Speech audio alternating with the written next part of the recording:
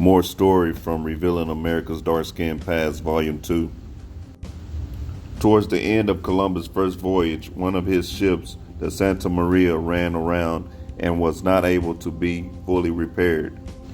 Columbus and his crew, along with the inhabitants of Marin, used the savaged remains of Santa Maria to build a settlement for the crew members who had to be left behind when Columbus made his return trip to Spain. The indigenous inhabitants, under the leadership of their principal chief, Guacanagari, not only helped with the building of this settlement, which Columbus named La Navidad, they helped to provide provisions, as many of the inhabitants of the islands did for their visitors.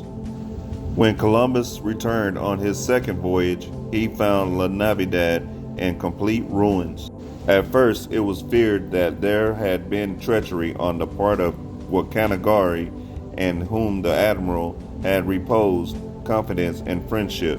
But the accounts given by the natives tended to dispel this fear and to convince the Spaniards that the colonists had perished from other causes. Some of them, it was said, had died of sickness. Some had fallen in quarrels among themselves, and some, having gone to other parts of the island, had taken Indian wives and adopted the customs of the natives.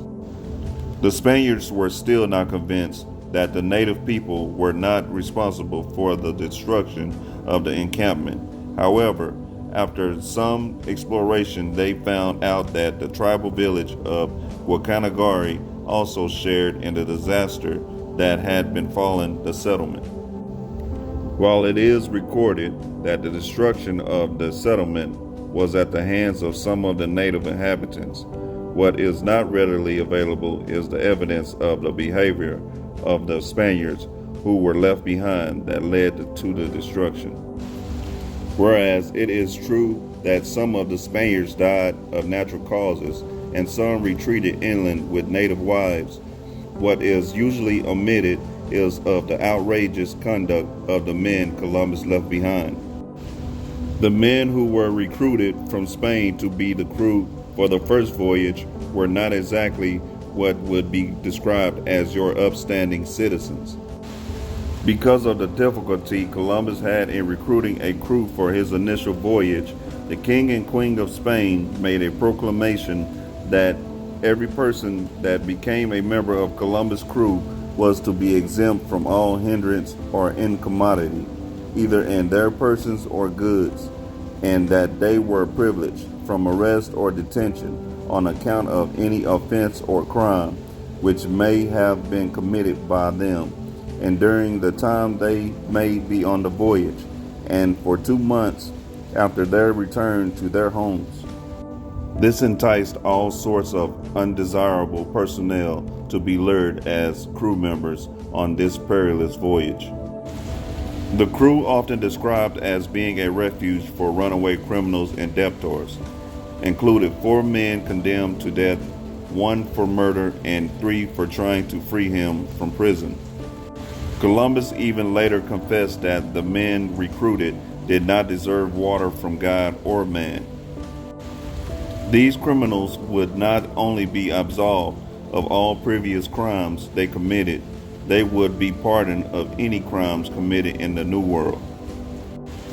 Columbus' entire crew knew there would be no repercussions of any kind of wrongdoings that they may commit during the entire voyage, or any they may commit against the native people. Pardoning this type of behavior was not out of the norm for explorers, for it was the opinion of the church at that time that all barbarous and infidel nations who shut their ears to the truths of Christianity were fair objects of rapine, captivity, and slavery. Since the Native Americans did not practice Christianity, even though it was known that they were a spiritual people, they were ill-treated, and the Spaniards were basically given permission to, as previously stated, sell or dispose the people, seize the possessions, and harm them as being disobedient. Columbus even wrote in his logs that the native people believe and know that there is a God in heaven. However, this could not save them from the carnage that was soon to befall these unsuspecting people. While Columbus' first trip was one of discovery and exploration, it appears that the subsequent voyages were for discovery of gold and the exploitation of the indigenous inhabitants of the islands. Now that Columbus was a Spanish noble and admiral of the seas, titles he received from the king and queen of Spain, he was able to gather 1,500 people crowded into 17 vessels for the second journey. The first voyage had approximately 90 individuals. The exaggeration of the gold and riches that could be found in what they believed to be Asia was enough to convince many seeking wealth and fortune to venture across the ocean. Whereas the first trip's crew was mainly composed of criminals and men seeking to avoid their debts or incarceration, the crew that was recruited for the second voyage was of a higher class of people. These were men who could afford to pay their way, and they were men who were not used to manual labor. They believed they were embarking on an adventure where fortunes could be accumulated without much effort. They were, for the most part, young men of roving and adventurous dispositions with no homes or morals, who came on the expedition because it was believed that the Indies were composed entirely of gold. They had no intentions of working or making themselves useful. Even though these men came from a higher class in society, their moral values were essentially equivalent to those of the first crew. Gold and riches were the main objective of these new crew members, and they would acquire these by any means necessary.